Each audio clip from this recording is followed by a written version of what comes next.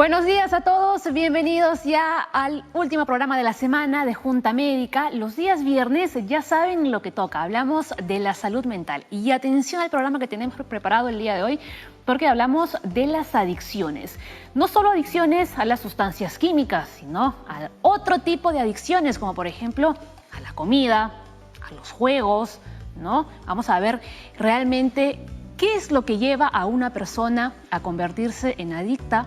¿Por qué? ¿Por qué lo hacen? ¿No? Los doctores nos van a explicar realmente cuál es la causa y además también qué es lo que necesitan estas personas para realmente tener una buena terapia, una rehabilitación y cómo deben comportarse además sus familiares para que puedan recibir la ayuda necesaria las personas que han caído en una adicción. Empezamos Junta Médica.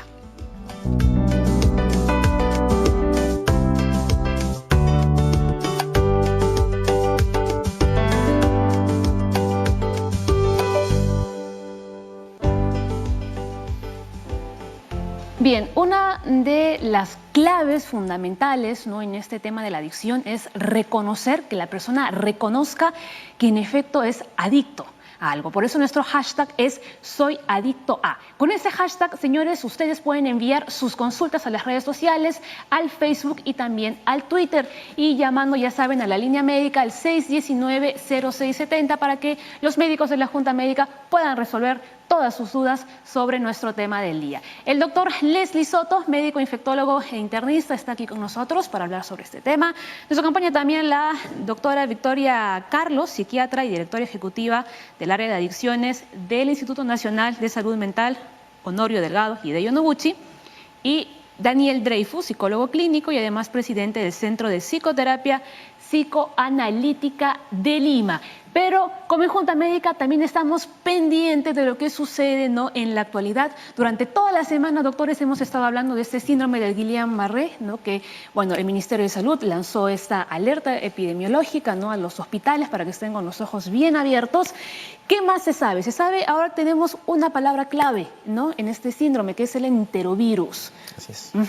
Mira, Paula, ya estamos claros que el síndrome de Guillain-Barré es una pérdida de fuerza progresiva de abajo hacia arriba ascendente, que puede ser secundaria a una infección respiratoria o una infección gastrointestinal. Esto es una infección que cause diarreas. Se está diciendo que un posible causante podría ser un enterovirus. Un enterovirus es un virus que puede causar diarreas. Por lo tanto, va a estar presente en la comida contaminada. No todas las personas tenemos predisposición a hacer Guillain-Barré. Por lo tanto, las personas que coman una comida contaminada con este virus que esté presente podrían desarrollar esto.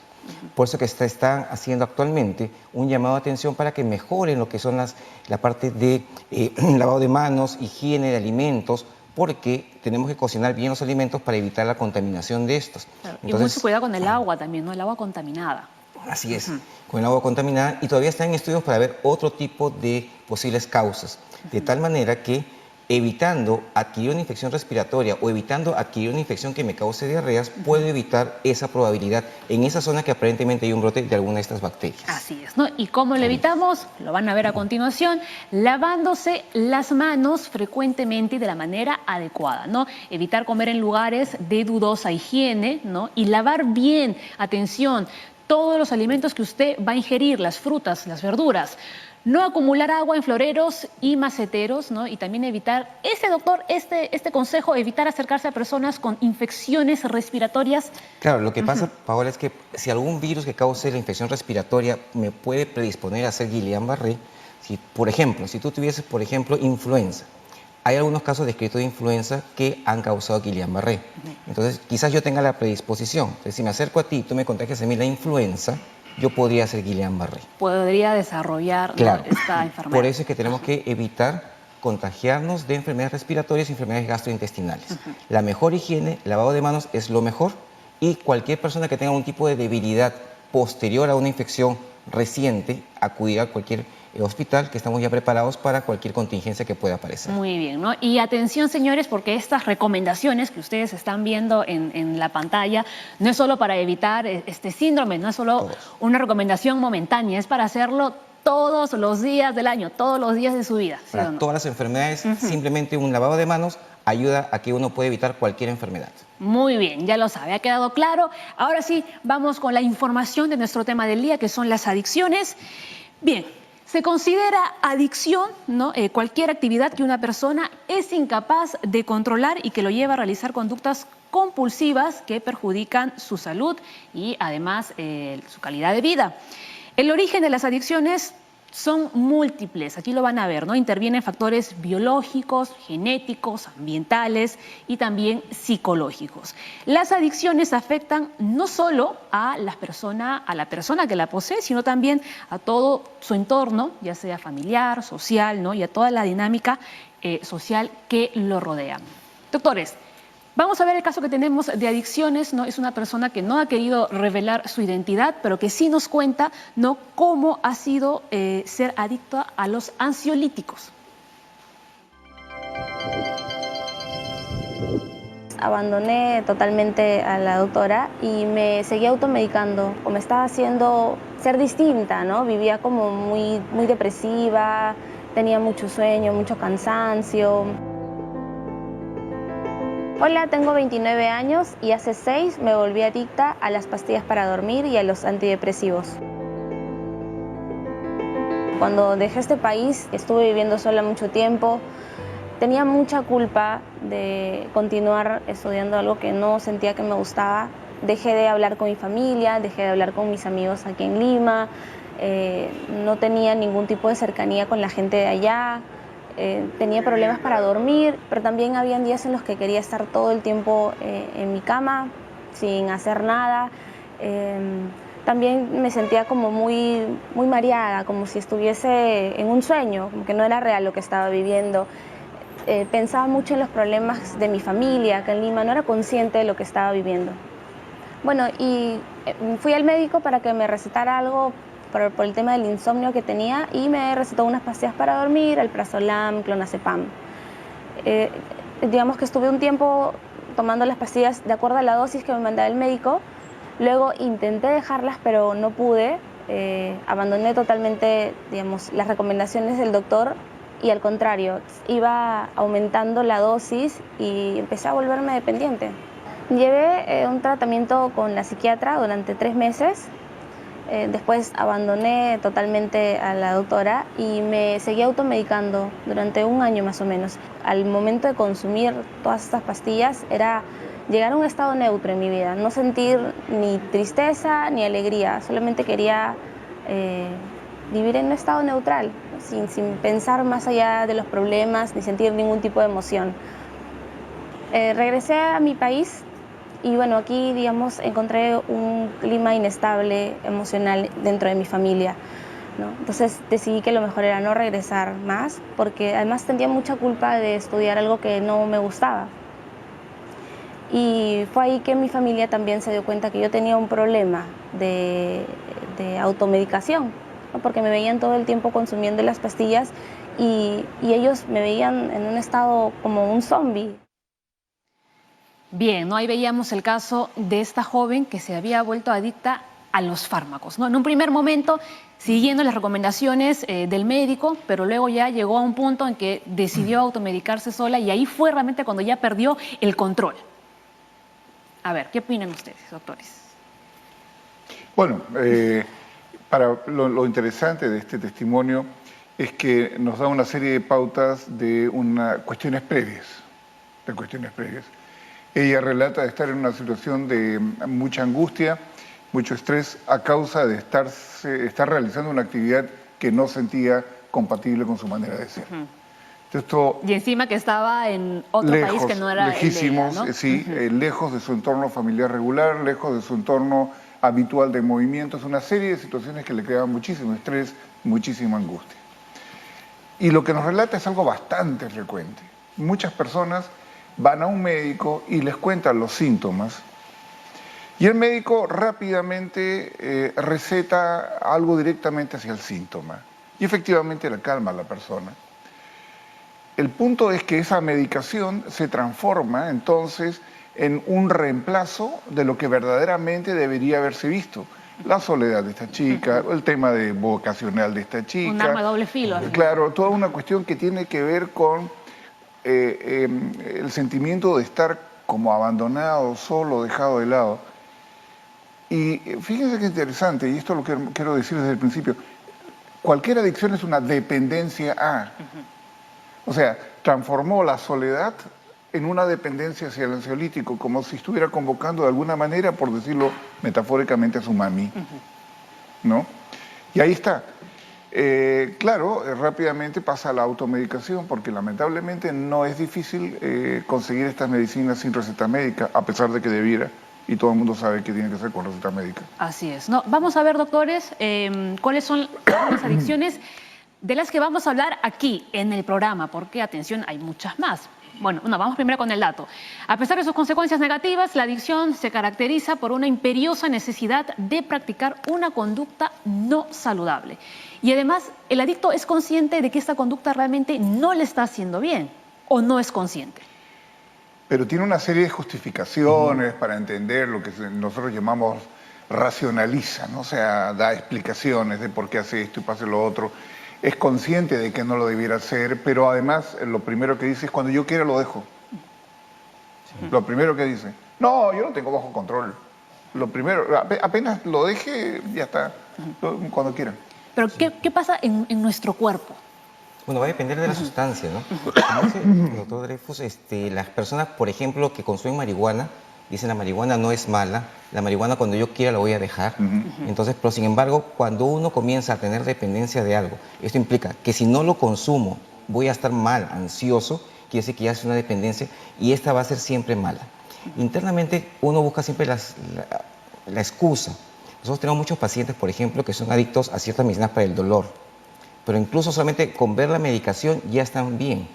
Entonces hay muchos pacientes que tienen mucha patología, pero que tiene un trasfondo. Entonces la idea es acá manejar la adicción, pero manejar todo el trasfondo, porque si no manejamos el trasfondo, esto va a seguir adelante. Muy bien.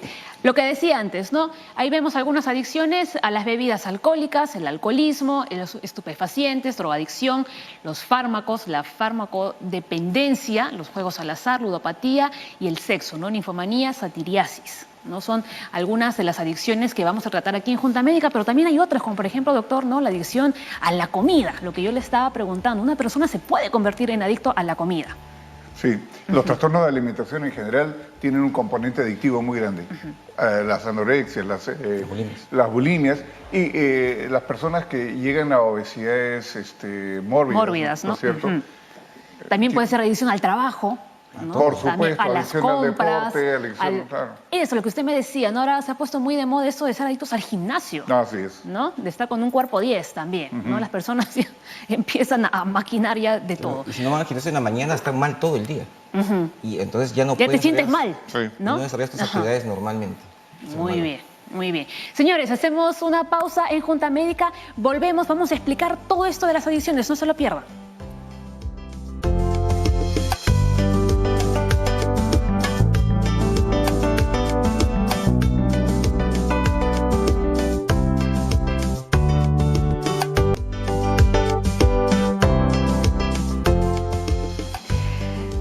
Y usted sabía que TV Perú es la señal que llega y une a todo el país, así que todo el tiempo sintonizando, ¿no? El canal 7, TV Perú. Estamos hablando de adicciones, nuestro hashtag es SoyAdictoA, así que le voy a repetir, envíenos sus consultas, todas sus preguntas a nuestras cuentas de Facebook y Twitter. Antes de la pausa yo le preguntaba al doctor Soto qué sucedía en nuestro cuerpo, ¿no? Para que se genere una adicción. Ahora yo le quiero preguntar a la doctora Ángeles, ¿no? ¿Qué sucede en nuestro cerebro para que la persona que es dependiente, aunque sabe que lo que está haciendo no está bien, no puede pararlo y sigue y recae y recae y recae? Claro, lo importante es poder explicar primero que todo adicto no nace diciendo voy a ser adicto. Ajá. Es todo un proceso. Entonces, para resumir, tenemos drogas legales, ilegales y las no tóxicas. En las legales tenemos alcohol, pastillas, en las ilegales, cigarrillo, en las ilegales todo lo que es marihuana, cocaína, pasta, etcétera. Y en las no tóxicas estarían las ciberadicciones y la ludopatía, que es juego patológico. Esto tienen múltiples causas, no hay una sola razón. Y lo que decía Daniel me parecía importante en la parte personal. Pero está la causa también biológica, está la causa familiar y está la causa social, porque nosotros somos parte del factor de riesgo, el ser tan pasivos y permisivos, por ejemplo, frente al consumo de juego, de alcohol. ¿Cómo se hace el proceso neurobiológico? Es la persona que inicialmente puede tener un trastorno personal, llámese un trastorno ansioso, que nace la persona ansiosa. Puede tener un trastorno de déficit de atención, que es la mayoría de adictos que tiene, que no se está hablando mucho ahorita de la comorbilidad. Ningún adicto puro hay. 90% tienen comorbilidad psiquiátrica asociada.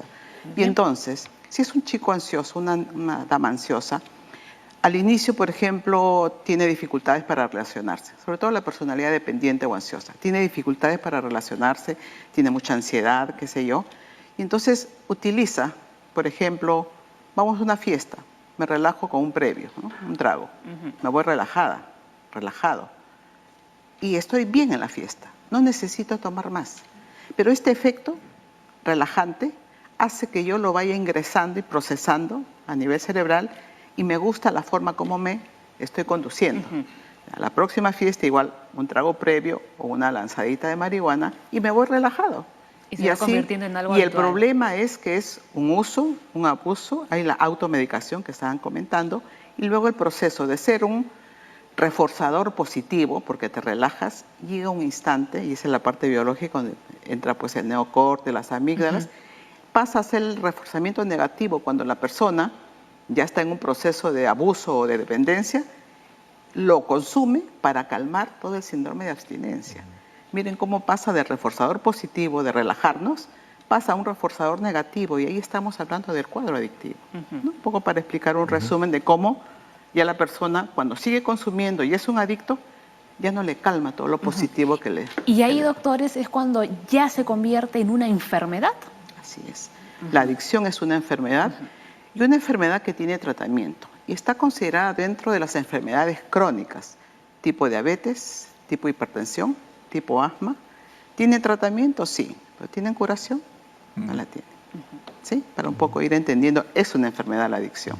¿No? Y como decía el doctor Dreyfus, ¿no? El ambiente familiar también tiene mucho que ver en este tema. Claro, porque puede ser, en primer lugar, una persona que vive en un entorno disfuncional, un entorno angustiante, un entorno estresor, va a buscar medios para calmar esta situación, esta angustia, este estrés, y una de las maneras que puede encontrar, hay múltiples, pero una de las formas que puede encontrar es a través de una adicción. Pero por otro lado también la familia sufre la presencia de un adicto a su interior, o sea, porque en cierto tipo de dependencias a estupefacientes, por ejemplo, para conseguir la droga, se requiere dinero y el dinero se roba, etcétera. Al final, porque claro, la familia para controlarlo le quita todos los recursos para que no pueda comprar, bueno, entonces empiezan a desaparecer adornos de la casa y cuestiones por el estilo. Ahí es importante señalar lo siguiente, y es lo que estamos descubriendo desde hace 9, 10 años, en que estamos identificando la ludopatía o las ciberadicciones, que también van a tener las conductas que antes se pensaba solo tenía el adicto, el fármaco dependiente, como decíamos. Ahora ya no hablamos de fármaco dependiente, hablamos de adicción a tal cosa y a tal cosa. Entonces las conductas que está señalando Daniel son las conductas psicopáticas, pero son psicopatías secundarias. Hay algunos que piensan que el adicto es un psicópata, y es un psicópata pero secundario. Hay unos que son primarios, que eso ya realmente es difícil decir, hay tratamiento, pero los secundarios sí, porque se controla la enfermedad, se controla la conducta, la persona va a volver a su conducta si es un adulto. El problema ahorita son los niños y adolescentes que no han habilitado todavía alguna de sus desarrollo normal. No, y ese es un riesgo ahorita. Y ahí va mi siguiente pregunta, ¿no? Porque también algunos dicen, no, pero es que el hecho de salir de la adicción es la voluntad. Ya, ahí déjenme decirle algo. Y creo que eso es importante que se sepa. La adicción es una enfermedad de la voluntad. Es la enfermedad volitiva. Por tanto, todos los que trabajamos y podemos hasta hacer prevención y promoción, como hablábamos con él, tenemos que explicar a la familia, porque a veces la familia, pero depende de ti, pues pon un poco de fuerza de voluntad. Exacto, pone tu parte. Pero esto es importante señalar, es una enfermedad de la voluntad. Por eso cuando uno enfrenta y hace un tratamiento, independientemente de los tratamientos, es decirle a la familia, va a depender de usted y del esquema de tratamiento que escoja. Entonces podemos decir que la adicción quiebra la voluntad de la persona. Sí, hay algo anterior que eso inclusive, o sea, que lleva a un estado de adicción. Y sí, se trata de una persona que por lo general tiene serias dificultades para arribar a ser adulto, no logra ser adulto, asumir las responsabilidades que implica. Aparece por eso con tanta fuerza en la adolescencia, con todos los retos que implica para un adolescente salir de la niñez e ingresar a la adultez, en una etapa, en un momento histórico y social, donde los adultos no le podemos ofrecer nada seguro a nadie, ni nosotros tenemos la vida Exacto. segura. Entonces, manejar la incertidumbre para muchas personas que tienen fallas en su seguridad, en su autoestima, una imagen muy pobre de sí mismos, un ambiente que no los sostiene, que no los cuida adecuadamente, llegar a representar todas las respuestas, a dar respuestas sobre quién soy yo, para qué sirvo en la vida, cuál es mi misión, es tan difícil que se trata entonces de evadir esto y un modo a la mano de evasión es una adicción que te distrae. Es una puerta de salida, ¿no? Sí. Una salida de emergencia. Sí. Casi, casi. Pero mala. Exacto, ¿no? Vamos con más información. A ver, otro dato que lo vamos a ver ahora. A ver, dice, en nuestro país el abuso, a ver, ¿este cuál es? Bueno, las adicciones implican un desgaste mental, emocional, físico y económico, ¿no? O sea, todo engloba un montón de cosas. Ok.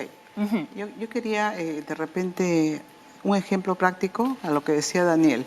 Si hay un problema en la familia, porque los factores de riesgo causales están en 5 áreas grandes a nivel internacional: familia, persona, social, genético y biológico.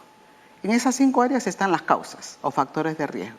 Entonces, cuando él hablaba del problema familiar disfuncional, también quiero agregar algo. Es cierto, dentro del estudio que hemos hecho de todos los adictos, una de las herramientas de repente más importantes como factor de riesgo es la mala comunicación, la falta de comunicación. Y entonces también viene aquí, por ejemplo, el padre autoritario, ¿no? Así, vertical. Y entonces va generando... Que no dialoga, sino que solo ordena. Así es. Y entonces tenemos la parte personal. Un chico de repente con rasgos, en la adolescencia estamos hablando de rasgos, no de trastorno todavía. Un chico ansioso. De repente el ejemplo claro es: se sacó 16, va contento y el papá le dice, no sirve, quiero 20. Y al día siguiente el chico se saca 15. ¿Cómo se siente? Ansioso. Con miedo, frustrado, me escapo, me voy. Y ahí viene lo que estamos hablando de los factores sociales.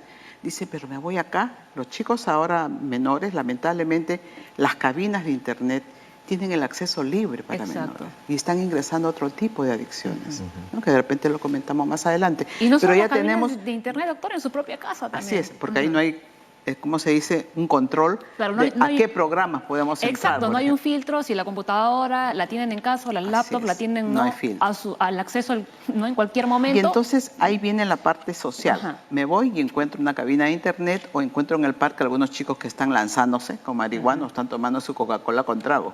Ya está la parte social. Luego viene la parte hereditaria. Solo en el alcohol podemos hablar de herencia. Solo en el alcohol está diagnosticado, está identificado. 70% pueden ser alcohólicos.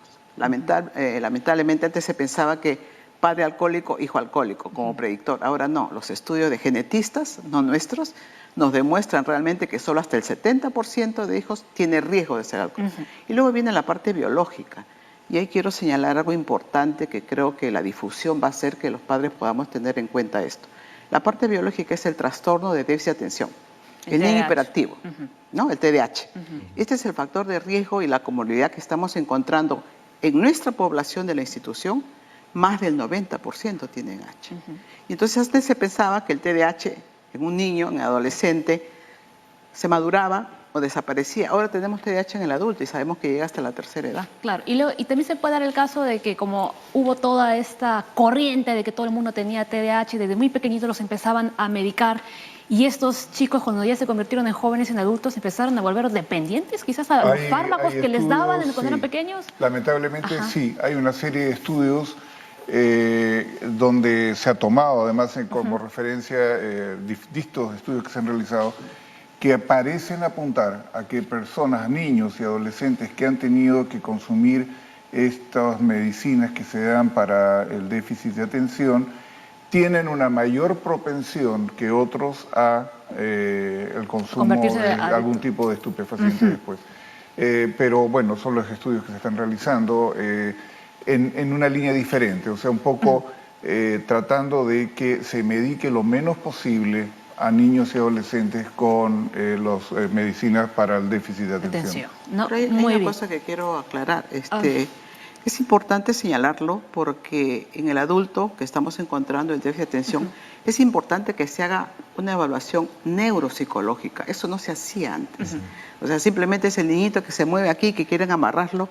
Sí es cierto que en algún momento se hizo estos estudios, pero también tenemos estudios en los cuales sabemos que el niño con déficit de atención no necesariamente es hiperactivo, Exacto. es el TDAH Sí. impulsivo Ajá, y es el atencional distraído. Pero los que reciben tratamiento, no solo farmacológico, no sino un tipo de intervención psicoterapéutico, van a tener menos riesgos de ser adicto a cualquier otra sustancia. Entonces, lo importante es el tratamiento, no solo farmacológico desde la temprana edad, para evitar que entren a una conducta adictiva. Claro, ¿no? Y después de la pausa, señores, vamos a ver cuál es el tratamiento que llevó a cabo, ¿no?, la persona que nos brindó su testimonio. Recuerden que ella decía que tenía adicción a los ansiolíticos.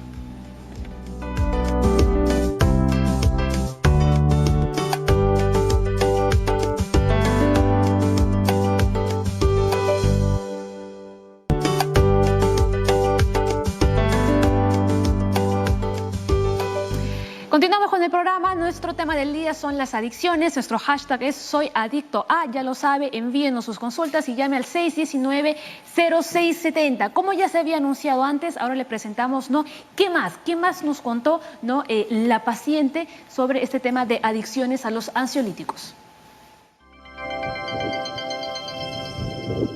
Me sigo tratando todavía con un psiquiatra.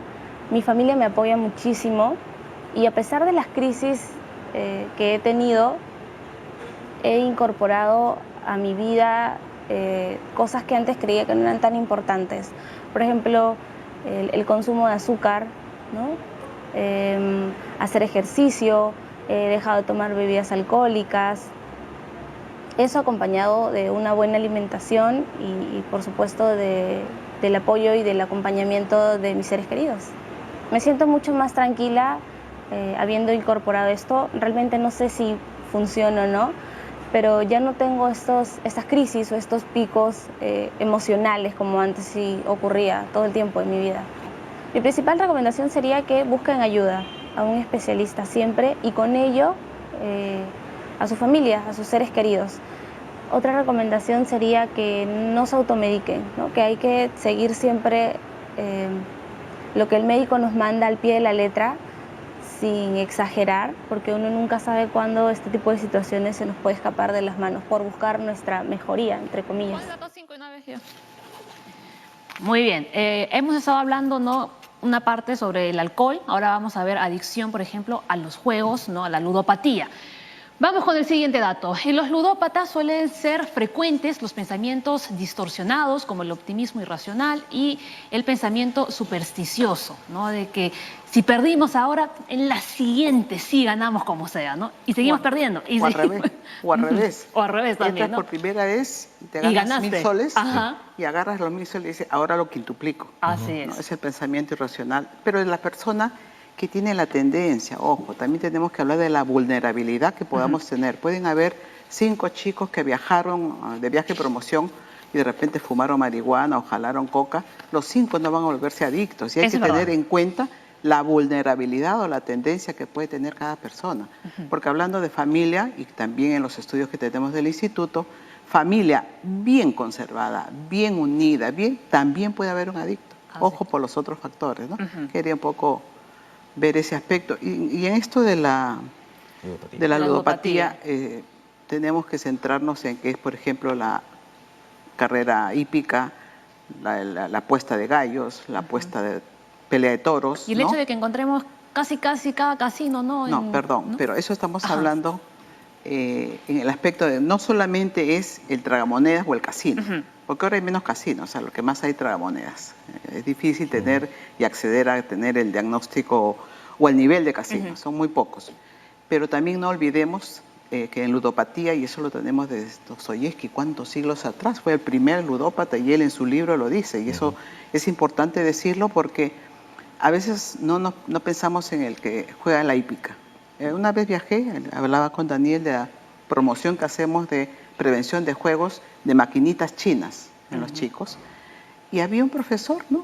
Hicimos la capacitación y de repente me dice, ¿qué hago, doctora? Todas las semanas se gasta la cuarta parte del sueldo, al final es todo el sueldo, apostando, por ejemplo, a los gallos, ¿no? Entonces, es importante poder informar que la ludopatía no solamente es la adicción a los tragamonedas y casinos. No, y no solo ni a los casinos, ni a quizás a apostar en las peleas de gallos, o en las corridas de caballos, o de los perros como los galgos, sino hoy en día también los juegos en línea, los que se pueden encontrar en internet. Hoy en día también uno puede apostar tranquilamente jugando bien sentado en su sofá con su celular o con su tableta o con su laptop en la mano. Pero eso es el nuevo, la nueva nosografía que va a ingresar en el ICD-10 y ya tenemos ya toda la propuesta para hablar de la ciberadicción, que es diferente, ¿no? Es lo que tú estás tocando, es la ciberadicción. Sí, y lo importante es cómo todas estas actividades tienen un elemento restrictivo, o sea, interfieren en la vida cotidiana de una persona, interfieren en planes a mediano y largo plazo, y por otro lado, la persona se aísla de lo cotidiano, ¿no?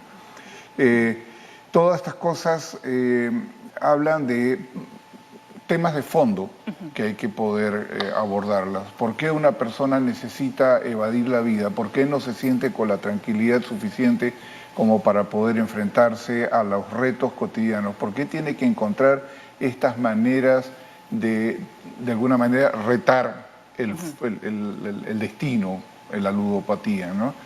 Y nos encontramos por lo general con personas que con dificultades para lidiar con la incertidumbre, paradójicamente, y la retan, ¿no? Es una especie de contrafobia, ¿no?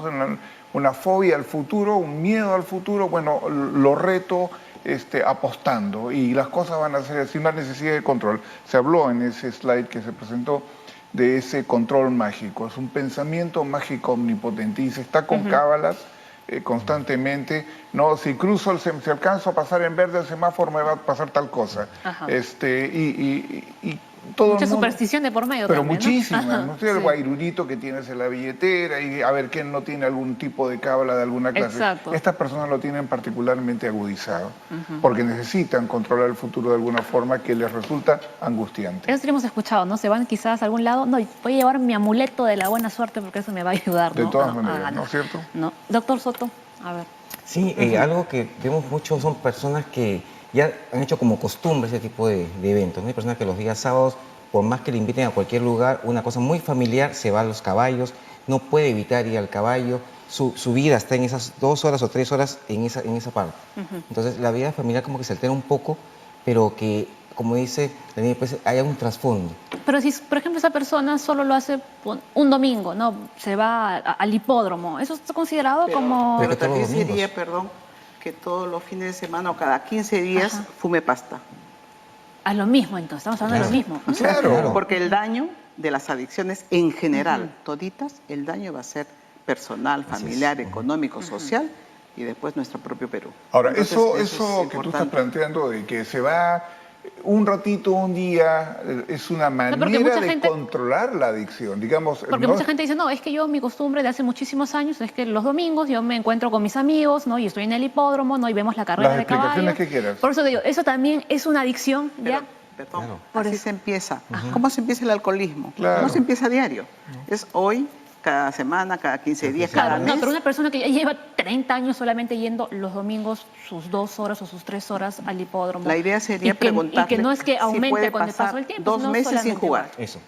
Yo a veces reto, no, yo no soy, y lo que decías tú, no, ese es el mito de la no conciencia de enfermedad. El adicto no es consciente de enfermedad, y ahí están los mitos. En el cigarro, de algo hay que morirse. No, por ejemplo. El otro que dijo él, yo lo controlo, yo estudio, yo trabajo, yo no dejo fines de semana. O sea, son los mitos, ¿no? Que realmente tienen que ver con la no conciencia de enfermedad de la adicción. Entonces, Dice el doctor, es perfecto. O sea, rétalo a que lo deje. Ese es el punto. Le causa mucha ansiedad no ir. Ese es el problema. Y si se va de viaje y si no va y se olvida cuando luego viene otra vez lo retoma, ahí también, ¿no? Estamos mal.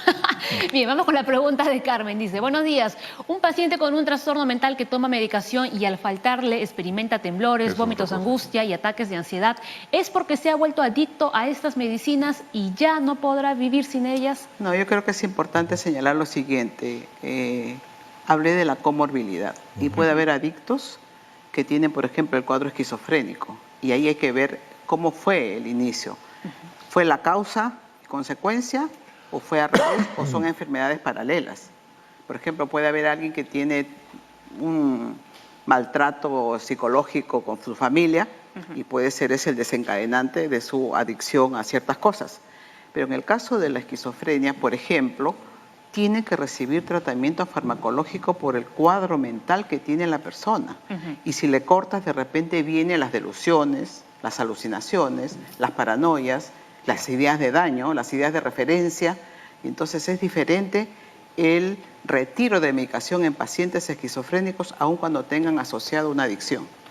Y eso, lo que pasa es que ahí se está haciendo referencia a lo que se llama síndrome de abstinencia. Así es. El síndrome de abstinencia son todas las consecuencias físicas que le pasa a una persona cuando se le corta bruscamente su adicción a un estupefaciente, a una droga. Lo que ocurre es que con una persona con un trastorno psiquiátrico se le quita la adicción, la doctora lo acaba de decir. Lo importante aquí es que va a florecer todo el trastorno mental que estaba controlado con la medicación, que no es un síndrome de abstinencia. ¿Sí? Y por eso es que una persona con trastorno mental, ya lo dijimos en un programa anterior, no debe dejar su medicación nunca, pero controlada por un médico competente, por supuesto. Es que ahí está la clave también, ¿no? Que esté controlado siempre por un médico. Bien, vamos a ver, estamos siguiendo a Aura en su ruta de la salud. Vamos a ver qué nos ha preparado para hoy con el tema de las adicciones.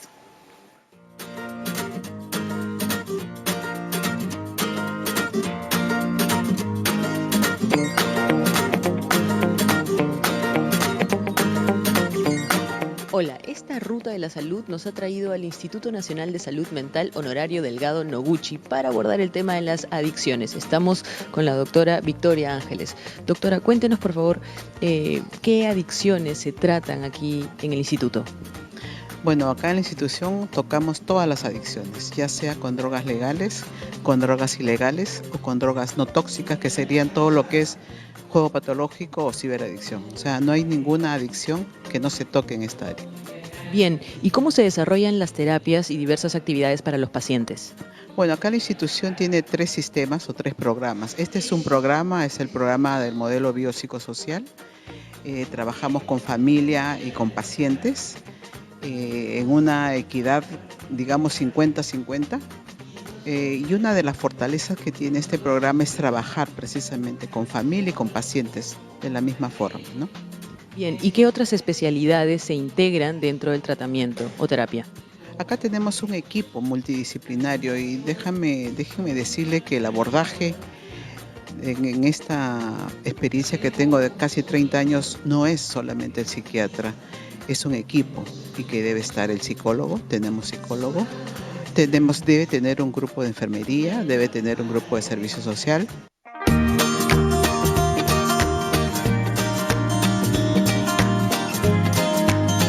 Y otra de las razones que creo que nos da resultados es la terapia física, que es una de las fortalezas que acá tenemos. Y tenemos un terapeuta física especializado, máster en adicciones, que nos ayuda también. O sea, esto tiene que ser multidisciplinario, ¿no? ¿Y otras actividades adicionales quizá que se realicen aquí dentro de la institución? Bueno, aparte de las terapias grupales que son para pacientes y para familias, tenemos las terapias individuales, tenemos las evaluaciones psicológicas, tenemos incluso actividades extramurales y tenemos actividades cada 3 meses en este sistema. Por ejemplo, cada 3 meses hacemos una terapia grande donde se integran pacientes y familia. Normalmente las terapias son separadas, pero cada 3 meses reconocemos los logros y avances del paciente, reconociéndole sus tiempos de limpieza. Con la institución, la Dirección de Adicciones tiene una área de internamiento, o sea, sí hay internamiento acá. Este proceso es permanente los 5 años, o sea, no hay variación en cuanto a las dinámicas, porque una de las características que tiene esta enfermedad que no es fácil que la persona acepte su condición de tener esta enfermedad adictiva. No es fácil hacer conciencia de enfermedad ni en el paciente ni en la familia. Por eso que el proceso es así. En los 5 años continuamente se va trabajando esto que es conciencia de enfermedad, ¿no? Bien, perfecto, doctora. Un placer haber conversado con usted. Eso sería todo. Estudio, regresamos con ustedes. Hasta luego. Gracias, Aura. La doctora Ángeles se multiplicó por 2. Pausa en Junta Médica y ya regresamos con los tratamientos. No se lo pierdan.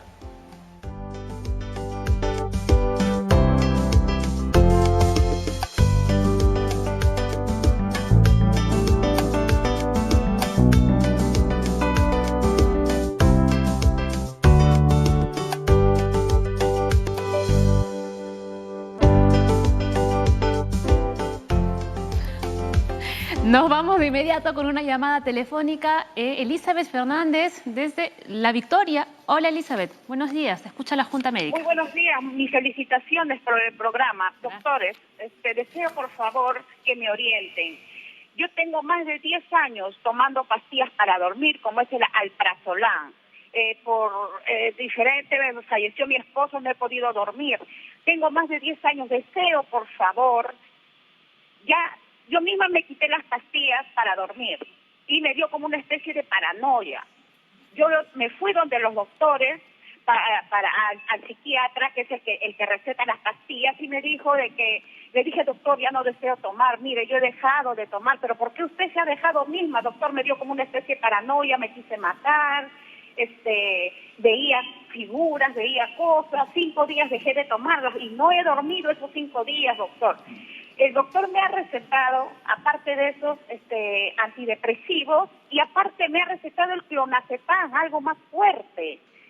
Yo deseo salir ya de esto, ya no deseo tomarlos para dormir, yo deseo dormir naturalmente, pero yo me doy cuenta que no puedo, si no los tomo no duermo. ¿Qué puedo hacer, por favor, doctores? Ayúdenme. ¿A dónde debo de recurrir? ¿Qué es lo que...? Porque yo ya he ido al psiquiatra y me han vuelto a recetar. Muy bien, Elizabeth. Muchas gracias por haberte comunicado con la Junta Médica. A ver, los doctores, a ver qué le pueden yo decir. Creo que es importante aclarar lo siguiente.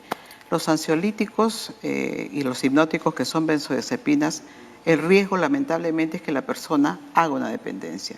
Y lo importante es señalar que no necesariamente la especialidad de psiquiatría, todos los médicos debemos de saber que cuando indicamos esto, el término máximo supervisado es entre 30 y 45 días, no más. Frente a esta situación estamos hablando de una dependencia al alprazolam. 10 años, dijo. Y no es que el clonazepam sea más fuerte, el 0,5 es igual a un alprazolam, a un clonazepam de 2 o un diazepam de 10. A veces el número como que es mayor, no, la equivalencia es la misma. En los casos de dependencia a benzodiazepinas o ansiolíticos, lamentablemente el abordaje tiene que ser de un corte paulatino. No de la noche a la mañana. Muy radical. Son 10 años. Entonces, el síndrome de abstinencia la señora le ha llevado aparentemente a un cuadro psicótico, delusivo, paranoide. Pudo incluso haber convulsionado. Tanto eso como heroína, los trabajos que se hacen desde el punto de vista farmacológico, igual el tabaco, farmacológico, es darle su droga para ir haciendo el cese. El destete. ¿No? Paulatinamente, como dices. Pero la señora está preguntando, yo lamento el proceso en el cual ella está, pero hay una dependencia y esto tiene que recibir un tratamiento. Y hay sustancias que realmente, es cierto, naturales, ¿no? Tenemos la melatonina, que es algo que estamos usando increíblemente, no tiene ningún tipo de contraindicación. Y entonces en personas que tienen estas dificultades uno tiene que evaluar por qué el insomnio. ¿No? Entonces, claro, acá si le cortan no va a dormir, precisamente por la adicción. Y una de las cosas que hemos estado evaluando últimamente, que la dependencia de las benzodiazepinas, una de las principales es el alprazolam. Y hay que tener mucho cuidado cuando lo recetamos y hasta qué tiempo. Entonces, la recomendación para la señora Elizabeth es que acuda a un grupo que trabaje en adicciones para poder hacer un esquema de tratamiento para ir retirando la sustancia, Yo no agregaría algo más a lo que Victoria acaba de decir, que es absolutamente así, tal cual. Pero esta es la parte médica, yo agregaría la parte psicológica. O sea, todo esto, ¿por qué surgió? ¿Desde dónde surgió? Parece ser un duelo. Exacto. Un duelo que no, usted, señora, no ha podido resolver al cabo del tiempo. Y entonces, lo que le sugiero es que paralelamente, porque esto tiene que ser abordado multidisciplinariamente, paralelamente encuentre usted un espacio donde la escuchen y la ayuden a trabajar y a resolver este duelo que ya tiene 10 años de duración, que tampoco es normal. ¿Por qué ha durado tanto tiempo? ¿Por qué no ha podido usted recuperar su vida a pesar de todo el tiempo transcurrido? Hay razones para eso y usted puede ser escuchado y se le puede resolver esto a un punto que, junto con un buen trabajo médico de desensibilización, de ya no requerir este tipo de medicación, puede usted seguir viviendo tranquilamente. Muy bien, esa es la indicación, doctor Y Soto. lo que vamos a decirle finalmente es que puede acudir a cualquiera de los hospitales que tienen todo lo que es salud mental, donde tienen los equipos capacitados, equipos que pueden esperar todo ese tipo de cosas y que la pueden dar muy bien a la señora. Muy bien. Antes de ir con los tratamientos, ya una preguntita que la mandó Ana María Cortés de Tacna. Dice, su nuera de 24 años es adicta al ibuprofeno desde hace 3. ¿Qué consecuencias en su salud podría generar la ingesta de este fármaco? El consumo de antiinflamatorios no esteroideos lo que va a llevar es a tener gastritis que va a aumentar y que puede llegar a una úlcera en el estómago o en el duodeno. Si vas a tener que tomar un tipo de antiinflamatorio, tendría que ir al médico para ver en qué momento y cuál puede ser, y no en forma constante, sino por periodos cortos, de acuerdo a la enfermedad que tenga. Muy bien. Ahora sí, doctores, los tratamientos, ¿no?, que pueden recibir las personas con dependencia, con adicción. A ver, yo quiero exponer lo siguiente. Hay múltiples tratamientos a nivel nacional e internacional. No hay ningún tratamiento mejor que otro, en primer lugar. Lo importante es que la familia realmente tenga la responsabilidad de tratamiento. Como decía al inicio, no podemos pedirle al paciente, oye, ven, oye, va a decir, yo no soy, yo lo controlo, ¿no? Entonces, acá es importante que la familia tome, en primer lugar, la responsabilidad de tratamiento. Tenemos el instituto, tenemos el Hospital Larco Herrera, tenemos el Valdizán, que tiene 2 tipos de programas, tenemos las 2 seguridades, la Almenara y el Rebagliati, que tienen programas para adicción y son multidisciplinarios. Realmente, por ejemplo, una de las cosas que ayuda en cualquier grupo de tratamiento, en el caso nuestro, tenemos, por ejemplo, la actividad física. Como comentaba la paciente también, ¿no? La terapia física. La actividad física es el mejor relajante, pero ojo, que lo comentaba también Daniela al inicio y tú también, en el sentido de que ojo con la vigorexia. Claro. La adicción, gente que está en el gimnasio 4, 5, 6, 7 horas, ya sabemos que es. O la ortorexia, ¿no? Todo sano, todo dietético, y siguen viniendo otras adicciones y conductas, pero la actividad física, de repente, por ejemplo, la natación, que es la cosa más completa, o el deporte que le guste a la persona. Dentro del programa, sí, sugerimos, indicamos que la actividad física es el mejor relajante, no es tanto un ansiolítico, ¿no? Muy bien. Depende mucho de la calidad del vínculo, además, que la persona con una adicción tiene también con los especialistas tratantes. Es muy importante que haya un muy buen vínculo entre la persona que requiere ser tratada y su especialista. Y los familiares también, ¿no? Bueno, por supuesto, Victoria lo acaba de decir hace un momento. El entorno tiene que ser un entorno que nos ayude pero a me refiero el entorno también que tenga una buena relación con el médico. Ah, por supuesto. Para que sea... Porque si no lo cortan. Exacto. Y tú debes saberlo. Ese es el primer factor de riesgo que tenemos. Sí. Si no buscamos adherencia, que es lo que se está explicando, es bien difícil hacer el trabajo. Y entonces el médico tiene, lógico, hay personas, y dentro de mi especialidad de psiquiatra, hay algunos que pueden no gustarle esta área de adicciones. Tiene que gustarte y tener esa, ¿no?, esa característica, inclinación de que vas a tener que ser. Ahora, ¿cómo las recaídas son múltiples. Así y ese es otro tema que de repente es un tema importante, prevención de recaídas. Sí es posible pensar en las recaídas, pero para eso es como que debemos de tener la tolerancia, que saber que a la primera intervención nuestra, ¿no? Entonces lo que uno busca primero, disminución del consumo o de la conducta. Y luego se va buscando la abstinencia total, ¿no? O simplemente ¿Y qué recomendación nos darían ustedes, por ejemplo, cómo puede hacer una persona que quiere llevar, ¿no?, a un adicto a que se trate, a que se rehabilite de una buena forma, ¿no? O sea, a ver, eso va a ser difícil en algunos casos. En muchos casos, el primer contacto con una persona con adicción es bastante dura, porque la persona incluso llega a veces engañada. O sea, lo llevan como acompañando al otro, ¿no? Y en realidad lo Cuando que se va a ver es él. Claro, claro. Hasta que se logre esta adherencia que Victoria menciona, puede pasar algún tiempo, ¿no? En el caso de algunos tipos de adicciones, tiene que a veces ocurrir alguna especie de desastre, si no incluso una tragedia, que lleve a una persona a recapacitar. Muy bien. Y es importante. No vamos. Ajá. A ver, rapidito, doctora, para no cortarla. En el caso de ustedes hay un esquema de las etapas, ¿no? Etapa 1, etapa 2, donde uno ve al costado, y desde el punto de vista psicológico, cuál es la intervención que vamos a hacer. Primero simplemente repite el diálogo, la conversación, y luego van entrando a programas más fuertes, más firmes, ¿no? Así es. Doctor Soto, ya para concluir el programa. Cualquier persona que tenga un problema de adicción, por favor, tenemos hospitales que ya mencionó acá la doctora para que puedan atenderlos, y el tratamiento incluye el SIS y el Seguro Social. Muy bien.